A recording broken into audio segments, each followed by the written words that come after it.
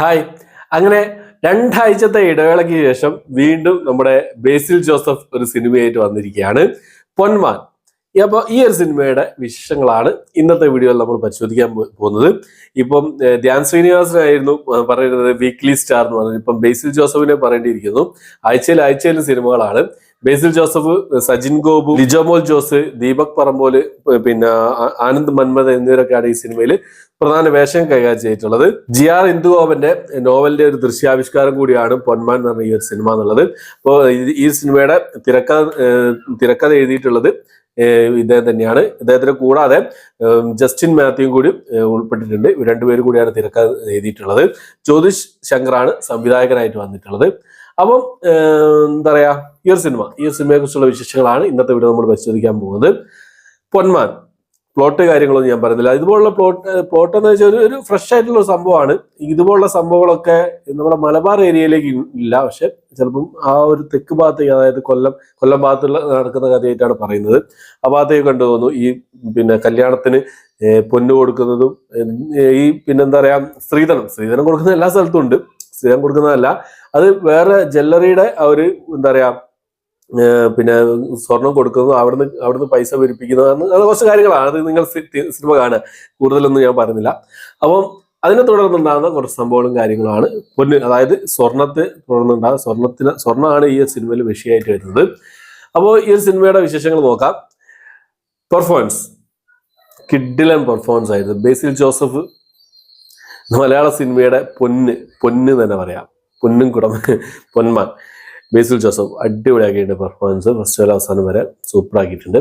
ആ ഒരു കഥാപാത്രത്തിന് എന്താണോ വേണ്ടത് അത് കിഡിലാക്കി കൊടുത്തിട്ടുണ്ട്. നമ്മളെ ഇമോഷണലായിട്ട് കണക്ട് ആവുന്ന രീതിയിലാണ് ആ ഒരു കഥാപാത്രം എന്നുള്ളത്. പിന്നെ സജിൻ ഗോപു ഗംഭീരം. കുറഞ്ഞ സീനല്ല, ഇന്റർവെല്ലിൽ വരെ ഇല്ല. ഇന്റർവെല്ലിന് ശേഷമാണ് കൂടുതലും സീനുകൾ ഉള്ളത്. ശരിക്കും മുഖത്തേക്ക് നോക്കുന്നത് നമുക്ക് പേടിയാവും. ആ രീതിയിലാണ് അദ്ദേഹത്തിനെ എടുത്തു വെച്ചിട്ടുള്ളത്. പിന്നെ ദീപക് പറമ്പോലുണ്ട്, ആനന്ദ് മന്മഥൻ കൊള്ളാവുന്ന ഒരു കഥാപാത്രമായിരുന്നു. പിന്നെ നായികയായിട്ട് വന്ന ലിജോമോൾ ജോസ്. കുറഞ്ഞ സീനുകളിലെങ്കിലും നല്ലൊരു ഒതുക്കത്തിലുള്ളൊരു കഥാപാത്രം തന്നെയായിരുന്നു എന്നാണ്. പെർഫോമൻസുകൾ എല്ലാവരും കിട്ടിലാക്കിയിട്ട്. പിന്നെ ഡയറക്ഷൻ നല്ല അടിപൊളി ഡയറക്ഷൻ ആയിരുന്നു. ആ ഒരു ഡയറക്ഷൻ നല്ല രീതിയിൽ തന്നെ ചെയ്തു വെച്ചിട്ടുണ്ട്. പിന്നെ മ്യൂസിക്കും സൂപ്പറായി തന്നെ ഉണ്ട്. ലാസ്റ്റ് ഒരു അരമണിക്കൂറുണ്ട് മോനെ, ആ ഒരു മ്യൂസിക് വല്ലാത്തൊരു സംഭവമായിരുന്നു. നമ്മളെ ടെൻഷൻ നിലനിർത്തുന്ന ആ ഒരു സംഭവം നല്ല രീതിയിൽ തന്നെ അവർക്ക് കൊണ്ടുവരാൻ സാധിച്ചിട്ടുണ്ട്. പിന്നെ മ്യൂസിക്കിൽ പിന്നെ ആക്ഷനുകളൊക്കെ നല്ല രീതിയിൽ തന്നെ ചെയ്തിട്ടുണ്ട്. അഭിനയവും അതുപോലെ തന്നെ അതിന്റെ കൊറിയോഗ്രാഫിയും കാര്യങ്ങളൊക്കെ നല്ല രീതിയിൽ തന്നെ ചെയ്തിട്ടുണ്ട് എന്നുള്ളതാണ്. അപ്പോൾ ഇത്രയൊക്കെയാണ് ഈ സിനിമയുടെ പോസിറ്റീവ്. മൊത്തത്തിലൊക്കെ ക്യാമറ വർക്കുകൾ ടോട്ടലി, അതായത് വലിയ ലെങ്ത്തും ഇല്ല. 2 മണിക്കൂർ 7 മിനിറ്റ് സിനിമയുടെ ദൈർഘ്യം വരുന്നുള്ളൂ. പെട്ടെന്ന് സിനിമ കഴിഞ്ഞ് പോയതുപോലെയും തോന്നിയിട്ടുണ്ട്. പിന്നെ ക്ലൈമാക്സിൽ എത്തുന്ന സമയത്ത് ഏകദേശം എനിക്ക് പ്രഡിക്റ്റ് ചെയ്യാവുന്ന രീതിയിൽ തന്നെയായിരുന്നു ക്ലൈമാക്സിലേക്ക് ഈ സിനിമയുടെ എൻഡിങ് സംഭവിച്ചത് എന്നുള്ളതാണ്. എല്ലാവർക്കും ഒന്നും പ്രഡിക്റ്റ് ചെയ്യാൻ അറിയില്ല.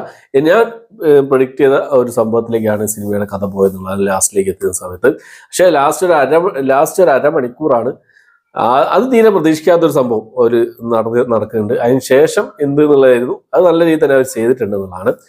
എന്നാലും ഒരു വാച്ചബിൾ ഫസ്റ്റ് ഹാഫ്, ഒരു ജസ്റ്റ് ഓക്കെ ഫീൽ ആയിരുന്നു ഫസ്റ്റ് ഹാഫ് എന്നുള്ള ആദ്യത്തെ 1 മണിക്കൂർ. പിന്നെ ലാസ്റ്റ് സെക്കൻഡ് ഹാഫിലാണ് സിനിമയുടെ മൊത്തത്തിലുള്ള ആ ഒരു സംഭവം മുന്നോട്ട് പോകുന്നത് എന്നുള്ളതാണ്. എന്തായാലും തിയേറ്ററിൽ കണ്ടുപോക്കുക. നല്ലൊരു സിനിമയായിട്ടാണ് എനിക്ക് ഈ ഒരു സിനിമ അനുഭവപ്പെട്ടിട്ടുള്ളത്. ഫാമിലിയൊക്കെ ആയിട്ട് ഫ്രണ്ട്സൊക്കെ ആയിട്ട് പോയി കണ്ടിരിക്കാൻ പറ്റിയ സിനിമയാണ്. ഫസ്റ്റ് ഹാഫ് കണ്ട സമയത്ത് അയ്യോ എന്താണ് ഇങ്ങനെ പോകുന്നത്, സെക്കൻഡ് ഹാഫിലേക്ക് എന്തെങ്കിലും ഉണ്ടാകുമോ എന്നുള്ള ഒരു പ്രതീക്ഷ ഉണ്ടായിരുന്നു.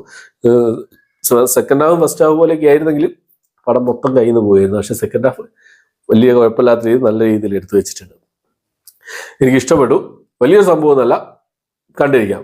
ഓക്കെ, അപ്പോൾ ഇത്രയാണ് ഇന്നത്തെ വീഡിയോ ഇഷ്ടപ്പെട്ടെങ്കിൽ ലൈക്ക് ചെയ്യാൻ, ഷെയർ ചെയ്യാൻ, സബ്സ്ക്രൈബ് ചെയ്യാൻ മറക്കാതിരിക്കുക. പുതിയൊരു വീഡിയോ ആയിട്ട് വരുന്നവരേക്കും ബൈ.